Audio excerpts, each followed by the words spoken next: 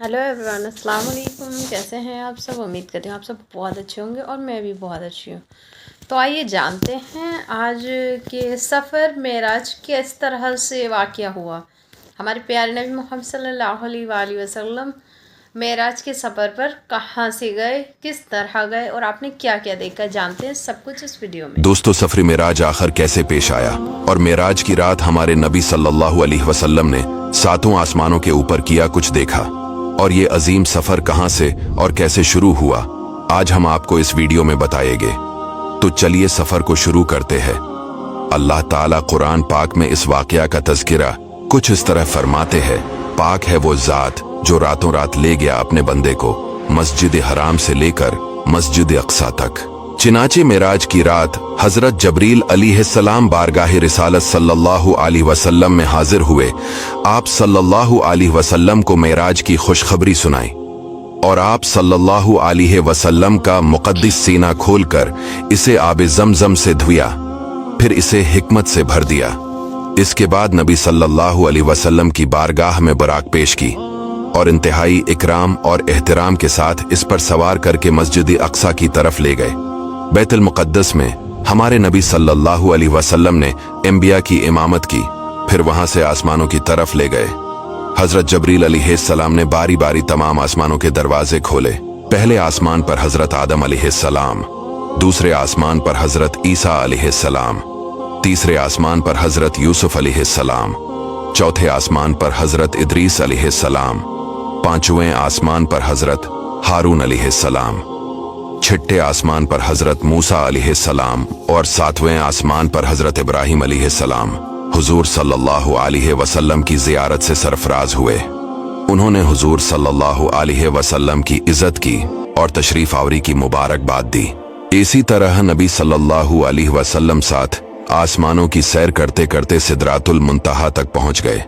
इस जगह से आगे बढ़ने में किसी फरिश्ते की मजाल नहीं है, इसलिए हजरत जबरील अलैहिस्सलाम आगे जाने से माजिरत करके वही रह गए। फिर अल्लाह ताला ने आपको अर्श बल्कि अर्श के ऊपर जहां तक चाहा बुलाकर आपको बारियाब फरमाया। वहां रसूल अकरम सल्लल्लाहु अलैहि वसल्लम पर खास रहमत और इकराम हुआ। जमीन आसमान की बादशाहत और इनसे अफजल उलूम पाए। अम्मत के लिए 50 नमाजें फर्ज हुई। नबी सल्लल्लाहु अलैहि वसल्लम ने बाज गुनाहगारों की शिफात फरमाई और फिर दुनिया में अपनी जगह वापस तशरीफ ले आए। लेकिन जब वहां से वापस आए तो हजरत मूसा ने आपसे अर्ज की कि आपकी उम्मत से इन 50 नमाजों का बार न उठा सकेगा, लिहाजा आप वापस जाए और अल्लाह से तखफीफ की दरख्वास्त कीजिए। चिनाचे आप हजरत मूसा के मशूरे से चंद बार आप बारगाह इलाही में आते जाते और अर्ज परदाज हुए, यहाँ तक कि 5 वक्त की नमाजें रह गईं और अल्लाह ताला ने अपने हबीब से फरमाया कि मेरा कौल बदल नहीं सकता। ए महबूब, आपकी उम्मत के लिए ये 5 भी 50 होगी। नमाजें तो 5 होगी, मगर मैं आपकी उम्मत को इन 5 नमाजों पर 50 नमाजों का सवाब अता करूंगा। फिर आप सल्लल्लाहु अलैहि वसल्लम आलमी मलकूत की अच्छी तरह सैर फरमाकर मक्का की तरफ वापस रवाना हुए। रास्ते में आपने बैतुल मुक़द्दस से मक्का तक की मंजिलों और कुरैश के काफिलों को भी देखा। इन तमाम मराहिल को तय करने के बाद मस्जिद हराम में पहुंचकर चौकी अभी रात का काफी हिस्सा बाकी था, सो गए और सुबह को बीदार हुए। और जब रात के वाक़ियात का आपने कुरैश के सामने तज़किरा फरमाया तो कुरैश को सख्त ताजब हुआ, यहाँ तक कि बाज ने आपको झूठा कहा और बाज लोगों ने तो सवालात करना शुरू कर दिए। चूँकि अक्सर कुरैश ने बार बार बैतुल मुक़द्दस को देखा था और वो ये भी जानते थे कि हुजूर सल्लल्लाहु अलैहि वसल्लम कभी भी बैतुल मुक़द्दस नहीं गए, इसलिए इम्तिहान के तौर पर इन लोगों ने आपसे बैतुल मुक़द्दस के दरो दीवार और मेहराबों के बारे में सवालों की बौछार शुरू कर दी। इस वक्त अल्लाह ताला ने आपकी निगाह नबूत के सामने बैतुल मुक़द्दस की पूरी इमारत का नक्शा पेश फरमा दिया। चिनाचे कफ़ार कुरैश आपसे सवाल करते जाते थे और आप इमारत को देख देख कर इनके सवालों का जवाब ठीक ठाक जवाब देते जाते थे। तो दोस्तों, ये था हमारा आज का वाक़या।